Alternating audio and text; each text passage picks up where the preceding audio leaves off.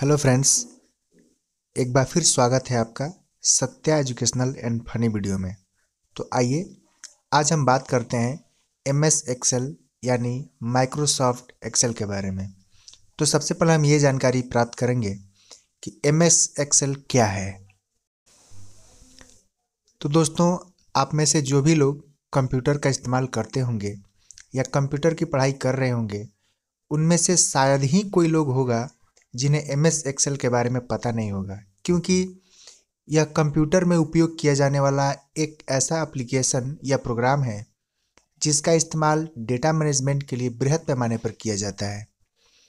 MS Excel Microsoft office के साथ आने वाला एक स्प्रेडशीट प्रोग्राम है जो डेटा को टेबुलेशन फॉर्मेट में open, create, edit, format, calculate इत्यादि करने की सुविधा प्रदान करता है। पर क्या आपको पता है कि एमएस एक्सेल क्या है? अगर हाँ तो अच्छी बात है, और नहीं तो अभी आप जानने वाले हैं, क्योंकि आज के इस वीडियो में हम माइक्रोसॉफ्ट एक्सेल के बारे में परिचय देने वाले हैं। तो आइए अब शुरू करते हैं। इसलिए आपसे एक आग्रह है कि इस वीडियो को स्किप न करें, ध्यानपूर्वक देखें, क्योंकि स्किप करते वक्त आप कुछ पॉइंट मिस कर सकते हैं। तो आइए अब बात करते हैं कि एमएस एक्सेल क्या है और उसे कैसे ओपन करते हैं। तो ओपन करने के भी 2-3 तरीकों के बारे में जानेंगे। तो जिससे सबसे पहले हम बात करते हैं कि एमएस एक्सेल क्या है। एमएस एक्सेल, जिसका पूरा नाम माइक्रोसॉफ्ट एक्सेल है, जिसे केवल एक्सेल के नाम से भी जाना जाता है, यह माइक्रोसॉफ्ट कॉरपोरेशन के द्वारा विकसित किया गया एक स्प्रेडशीट प्रोग्राम है जो डेटा को टेबुलेशन फॉर्मेट में रखने की सुविधा प्रदान करता है। जिस प्रकार पुराने समय में डेटा को रजिस्टर पर मैनुअल पेंसिल की सहायता से रो और कॉलम बनाकर व्यवस्थित किया जाता था, ठीक उसी प्रकार इलेक्ट्रॉनिक वर्कशीट में भी डेटा को व्यवस्थित करने के लिए रो और कॉलम बने होते हैं। एमएस एक्सेल डेटा को व्यवस्थित करने के अलावा कैलकुलेशन करने, निर्णय लेने, डेटा का ग्राफ तैयार करने, रिपोर्ट तैयार करने इत्यादि काम करने के लिए सुविधा देता है। इसमें बड़ी से भी बड़ी डेटा मैथमेटिकल अथवा लॉजिकल कैलकुलेशन की सहायता से बहुत सारे फार्मूला फंक्शन दिए गए होते हैं, जिसका उपयोग करके किसी बड़ी गणनाओं को चुटकियों में किया जा सकता है। इसमें अंकीय डेटा का कैलकुलेशन करने के लिए अर्थमेटिक ऑपरेटर का भी यूज़ किया जाता है। एमएस एक्सेल की पूरी फाइल को एक वर्कबुक कहा जाता है। एक वर्कबुक में अधिकतम वर्कशीट बनाए जा सकते हैं। तो आइए अब बात करते हैं कि एमएस एक्सेल कैसे ओपन किया जाता है। तो जैसे कि एमएस एक्सेल ओपन करने का 3 तरीका है। तो जैसा कि आप स्क्रीन पे देख रहे हैं, एमएस एक्सेल खोलने के लिए सबसे प्रथम तरीका अपने सिस्टम से कीबोर्ड से Windows+R प्रेस करके रन कमांड के माध्यम से ओपन कर सकते हैं। तो जैसा कि स्क्रीन पे आप देख रहे हैं, एरो के माध्यम से दिखाया गया है। Windows+R जैसे प्रेस किया तो रन कमांड ओपन होता है, और जैसे ही रन कमांड ओपन होता है तो उसमें एक्सेल टाइप करेंगे, जो कि एरो के माध्यम से दिखाया गया है। एक्सेल टाइप करके और ओके बटन पे प्रेस करेंगे या फिर माउस से क्लिक करेंगे तो एक्सेल ओपन हो जाएगा। तो ये रहा आपका प्रथम तरीका। अब आइए जानते हैं दूसरा तरीका। स्टार्ट बटन के माध्यम से भी ओपन कर सकते हैं। तो आप देख रहे हैं स्क्रीन पे कि जैसे ही स्टार्ट बटन पे माउस से क्लिक करते हैं, जो एरो से दर्शाया गया है, तो स्टार्ट बटन पे क्लिक करते ही कुछ सूची ओपन होगी। उसके बाद ऑल प्रोग्राम में जाएंगे, और जिसमें ऑल प्रोग्राम नहीं रहता है तो इस लिस्ट को स्क्रॉल करते हैं। माउस के व्हील बटन से स्क्रॉलिंग करेंगे, और स्क्रॉलिंग करने के बाद नीचे आएंगे, और नीचे आकर MS ऑफिस 13 पे क्लिक करेंगे। तो MS ऑफिस 13 पे जैसे ही क्लिक करेंगे तो उसकी कुछ लिस्ट ओपन हो जाएंगी। उन सूची में से MS एक्सेल लिखा हुआ है, तो उस एक्सेल पे क्लिक करेंगे। येलो एरो के माध्यम से दर्शाया गया है। तो एक्सेल पे क्लिक करते ही आपका एक्सेल का सीट ओपन हो जाएगा। तो ये रहा आपका दूसरा तरीका। अब आइए जानते हैं तीसरा तरीका। तो तीसरा तरीका कि हम कोर्टना के माध्यम से, जो कि सर्च बॉक्स के नाम से भी जानते हैं, तो कोर्टना के माध्यम से किसी भी एप्लीकेशन या फाइल को ओपन कर सकते हैं। तो जैसे कि आप स्क्रीन पे देख रहे हैं, सबसे नीचे स्टार्ट बटन के बगल में कोर्टना है। तो कोर्टना पर क्लिक करेंगे और क्लिक करके एक्सेल टाइप करेंगे। जैसे ही एक्सेल टाइप करेंगे तो आपके सामने ऐसा विंडो प्रदर्शित होगा और टॉप पे एरो के माध्यम से आप देख रहे हैं कि जब एक्सेल टाइप करेंगे तो टॉप पे एक्सेल लिखेगा और उस फाइल पर माउस से क्लिक करेंगे और जैसे ही क्लिक करेंगे हमारा एक्सेल ओपन हो जाएगा। तो ये रहा आपका तीनों तरीका। अब इसमें से किसी एक ऑप्शन का उपयोग करके ओपन करेंगे। तो कोर्टना के माध्यम से जैसे ही हम सर्च करेंगे तो ऐसा विंडो सामने आएगा और जब उस पर क्लिक करेंगे तो अब देखिए आपके सामने विंडो प्रदर्शित हुआ है एक्सेल ओपन होने का। तो अब जो आपके सामने विंडो प्रदर्शित हुई है, ये क्लिक करने के बाद ओपन होगा। इसे अब हम बोलते हैं वर्कबुक। इसे वर्कबुक के नाम से जानते हैं। तो आप देख रहे हैं कि अनेकों प्रकार के वर्कबुक इसमें बनाए गए हैं, लेकिन हमें कार्य करने के लिए ब्लैंक वर्कबुक पे क्लिक करना होता है, जो कि एरो के माध्यम से दर्शाए हैं। तो ब्लैंक वर्कबुक पे क्लिक करेंगे। जैसे ही इस पे क्लिक करते हैं हमारा एक्सेल सीट, जिसे स्प्रेडशीट के नाम से भी जाना जाता है, ओपन हो जाता है। तो इस पे क्लिक करते ही ओपन होगा। तो अब देखिए, अब हमारे सामने विंडो पे एक्सेल ओपन हो चुका है। तो अब आपके सामने एक्सेल का विंडो ओपन हो चुका है। अब आइए इस एक्सेल के विंडो के बारे में, एक एक ऑप्शन के बारे में परिचित होते हैं। तब इसके परिचय की शुरुआत करते हैं, जो कि आप स्क्रीन पे देख रहे हैं। आपके समक्ष एक एक ऑप्शन के बारे में एरो के माध्यम से दर्शा दिया गया है। तो आइए किसको क्या कहते हैं आप स्क्रीन के माध्यम से देख सकते हैं और उसके बारे में जानते हैं कि किससे क्या काम होता है। तो आप जैसे कि सबसे फर्स्ट बात करते हैं title bar. Title bar arrow के माध्यम से आप देख सकते हैं। तो यह प्रोग्राम या विंडो के सबसे ऊपर का भाग होता है, जिस पे डॉक्यूमेंट का नाम प्रदर्शित होता है, नाम शो करता है, तथा राइट कॉर्नर में कुछ कमांड्स होते हैं। तो विंडो के सबसे ऊपरी हिस्से को हम टाइटल बार कहते हैं। रिबन जो फार्मूला बार के ऊपर होता है, जिसमें एक्टिव टैब से संबंधित कमांड ग्रुप वाइज डिस्प्ले होता है। रिबन टैब जो कि यह टाइटल बार के नीचे होता है, जिसे टैब मेन्यू या होम मेन्यू भी कहा जाता है, फाइल मेन्यू भी कहा जाता है। इसमें home, insert, page layout, formula, data, review, view tab होता है, जिसका संबंधित कमांड रिबन डिस्प्ले होता है। तो टाइटल बार के जस्ट नीचे वाले हिस्सा और उस टैब से संबंधित जो कमांड्स होते हैं उसको रिबन कहा जाता है।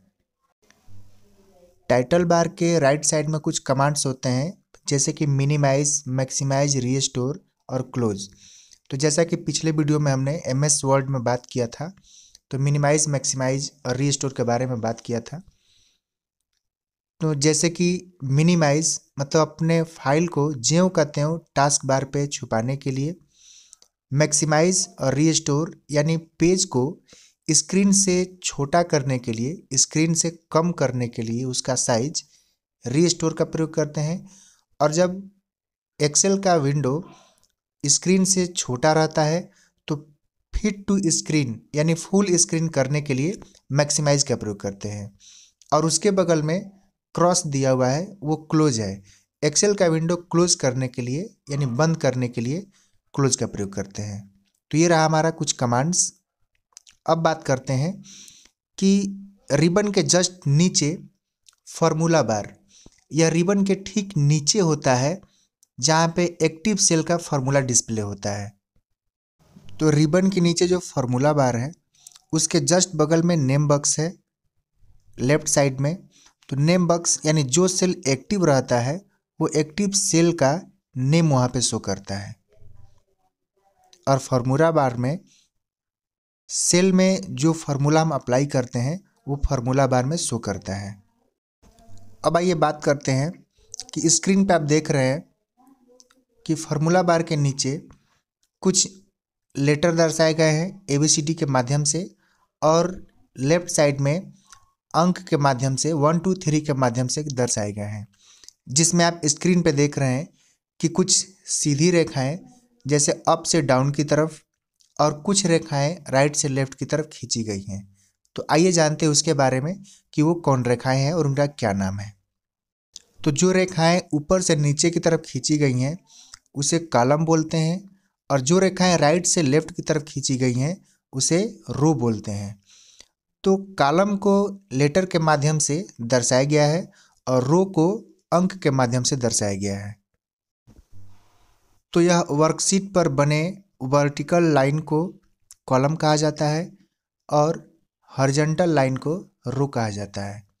तो अब आइए जानते हैं कि हॉरिजॉन्टल और वर्टिकल लाइन के कटान से बनने वाले खाने को क्या कहा जाता है। तो वर्टिकल और हॉरिजॉन्टल लाइन के कटान से जो खाने बनते हैं उस खानों को सेल कहा जाता है। तो हमने सीख लिया कि सेल किसे कहते हैं। अब आइए, सेल में भी कुछ अनेकों प्रकार के सेल होते हैं। जैसे एक शरीर के अंदर होता है उसे भी सेल ही बोलते हैं, टॉर्च के अंदर रहता है उसे भी सेल ही बोलते हैं, और ये वर्कशीट के अंदर है इसे भी सेल ही बोलते हैं। लेकिन तीनों सेल में अलग अलग डिफरेंट है।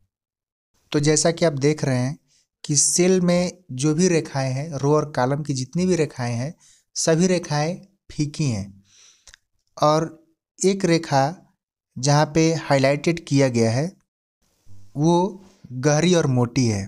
तो अब जानते हैं कि सेल में भी कितने सेल होते हैं। तो इस वर्कशीट में दो सेल, जैसे कि एक इनएक्टिव सेल और एक एक्टिव सेल, जो कि एरो के माध्यम से दर्शाया गया है। तो जो रेखाएं फीकी पड़ी हैं वो हम इनएक्टिव सेल बोलते हैं, और एक एक्टिव सेल वो होता है जैसे कि जिस भी सेल में हमें कुछ डेटा डालना हो, डेटा टाइप करना हो, तो सबसे पहले उस सेल को एक्टिव करना होता है, और जब उस सेल को एक्टिव करते हैं तो वो सेल हल्की मोटी हो जाती हैं, और एक्टिव करने के बाद ही हम किसी भी डेटा को उसमें टाइप कर सकते हैं। इसलिए जिस भी सेल में हम कुछ टाइप करना चाहें या कोई भी डेटा डालना चाहें तो सबसे पहले उस सेल को एक्टिव करना पड़ता है। तो अब आप एक बार फिर देखेंगे कि रो और कॉलम को कैसे प्रदर्शित किया गया है एरो के माध्यम से। तो जैसे कि ऊपर आप देखेंगे वर्कशीट के ऊपर साइड होता है जिसमें कॉलम की पहचान के लिए अल्फ़ाबेटिकल नंबर लिखे होते हैं, कॉलम हेडिंग कहा जाता है। यहाँ ए से शुरू होकर XFD तक जाता है, और वर्कशीट के बाएं साइड में जो होता है उसे रो कहते हैं। इसकी पहचान के लिए न्यूमेरिकल नंबर लिखे जाते हैं, उसे रो हेडिंग कहा जाता है, और यह 1 से शुरू होकर 10,48,576 तक जाता है। यानी एक वर्कशीट में टोटल रो की संख्या 10,48,576 है और कॉलम की संख्या 16,384 है। अब आप देखेंगे कि रो के नीचे न्यू सीट, इसका उपयोग है कि इस एक वर्कशीट में हम अनेकों सीट ले सकते हैं। तो जितना सीट हम लेना चाहें इस वर्कशीट में सीट इंसर्ट कर सकते हैं, और इंसर्ट करके एक ही वर्कशीट में अलग अलग नाम से अलग अलग सीट तैयार कर सकते हैं। अब इस वर्कशीट के बॉटम साइड यानी निचले साइड में राइट कॉर्नर में आते हैं जहाँ पे जूम लेवल है। इस जूम लेवल के माध्यम से जूम यानी पेज को छोटा और बड़ा करना, तो जूम इन और जूम आउट करके इस पेज को छोटा और बड़ा कर सकते हैं। इसका साइज बढ़ा सकते हैं, जूम लेवल कर सकते हैं और जूम आउट भी कर सकते हैं। तो इसके लिए हम जूम लेवल का प्रयोग करते हैं। और जब पेज का साइज बड़ा हो जाता है तो आप उसके जस्ट बगल में जूम लेवल के लेफ्ट साइड में देखेंगे, उसके टॉप पे है हॉरिजॉन्टल स्क्रॉल बार, जिसके माध्यम से अपने पेज को राइट और लेफ्ट करके देख सकते हैं। और राइट साइड में वर्टिकल स्क्रॉल बार है, तो वर्टिकल स्क्रॉल बार के माध्यम से हम अपने पेज को अप और डाउन करके अपने पेज को देख सकते हैं। हॉरिजॉन्टल स्क्रॉल बार के जस्ट नीचे जो एक ग्रीन पट्टी दिखाई दे रही है, जहाँ पे जूम लेवल है उसे स्टेटस बार बोलते हैं। स्टेटस बार पे जूम स्लाइडर और कुछ व्यू बटन्स होते हैं, जैसे पेज का व्यू बदल सकते हैं, जैसे नॉर्मल पेज, पेज ब्रेक, और भी अलग अलग व्यू के मोड होते हैं जिससे हम पेज का व्यू अलग अलग प्रकार से बदल सकते हैं। तो ये रहा हमारा स्टेटस बार। अब ये रहा एक्सेल का पहचान। तो आपने एक्सेल का इंट्रो जान लिया और उम्मीद करते हैं कि वीडियो आपको अच्छा लगा होगा और आपने आज सीख लिया एक्सेल को कितने तरह से ओपन किया जाता है और इसका परिचय। उम्मीद है कि वीडियो आपको बहुत अच्छा लगेगा। जो भी दोस्त इस चैनल को सब्सक्राइब नहीं किए हैं वो इसे सब्सक्राइब कर लें और ऐसे ही जानकारी वाली वीडियो प्राप्त करते रहें। Please like, comment, share and subscribe this channel. और ऐसे ही हमारे नेक्स्ट वीडियो देखने के लिए इंतज़ार करें। धन्यवाद।